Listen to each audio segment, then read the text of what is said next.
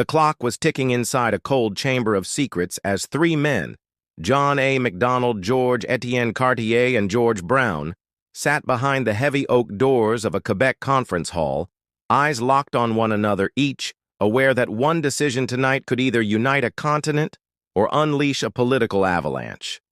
None of them trusted each other fully, and none of them had shared with the public the real stakes that went beyond provincial rights and parliamentary compromise. What truly threatened their future was not rebellion or Britain's retreat, but the fear that America might strike north. In the early 1860s, British North America was fractured, both politically and emotionally. 6 colonies functioned like separate worlds: Canada West, Canada East, New Brunswick, Nova Scotia, Prince Edward Island, and Newfoundland. They all shared the British crown, but little else. Trade was weak, defense was weaker, and distrust ran deep. The American Civil War had taught a grim lesson. Unity was power, and while Britain turned its focus toward empire building elsewhere, the colonies were left wondering, were they to stand as loyal subjects or forge something entirely new? John A. Macdonald believed in a bold vision, a federation that could stretch from the Atlantic to the Pacific. But he also knew such a union required more than maps and treaties. It required persuasion, and persuasion meant secrets. One of the biggest secrets he kept hidden that night was the letter he'd received from London, a subtle warning that British military and financial support could not be guaranteed for much longer. The empire was ready to let go. At the Charlottetown Conference in 1864, the maritime colonies had initially gathered to discuss a smaller union among themselves. But Macdonald and his entourage had crashed the party with a larger idea. Champagne flowed, banquets dazzled. But every toast was laced with tension. Behind the public smiles, hard questions were whispered. Would French-speaking Canada East ever accept a government dominated by English-speaking Canada West? Would small provinces like Prince Edward Island be swallowed by the larger ones? And who would build the railroad, because without it, this dream of a transcontinental dominion was doomed? Cartier, fierce and proud of his French heritage, had one non-negotiable demand: protection for French language and Catholic rights. Brown, a reformist with a thorny past with Macdonald, despised compromise. Yet in the face of American aggression, economic instability, and political deadlock, all three men chose unity. Not because they agreed, but because they were afraid of what would happen if they didn't. The Quebec Conference followed Charlottetown in October 1864, and it was here the true structure of Confederation took shape. 72 resolutions were drafted, a federal system, a division of powers, a capital in Ottawa. But it wasn't just paperwork. It was a blueprint that would either cement trust or break it.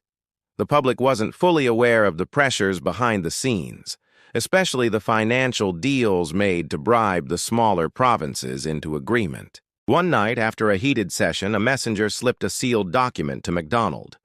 Inside was a report from the British Colonial Office. The Americans, now post-Civil War and armed with a swelling military, were showing increased interest in annexing new territories, especially vulnerable Canadian ones. If the colonies didn't act fast, they might not have any freedom to negotiate at all.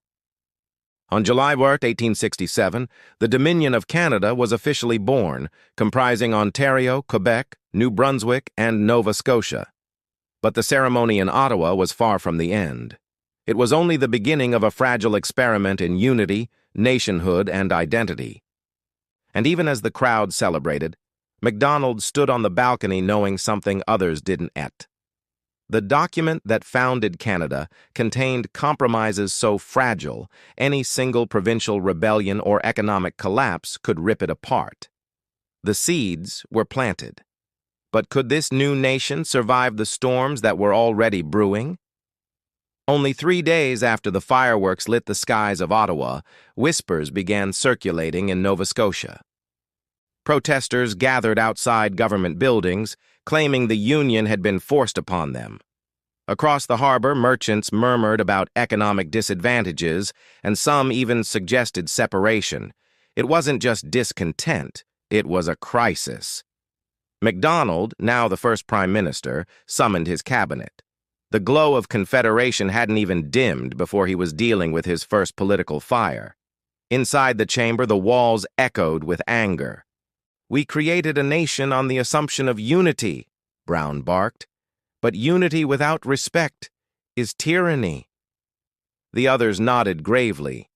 What they had achieved was historic, but it was not yet safe. To hold the country together, MacDonald proposed an ambitious idea, the expansion westward. He believed that by drawing in the vast territories to the west and the Pacific coast, Canada could strengthen its foundation. But it would not be easy.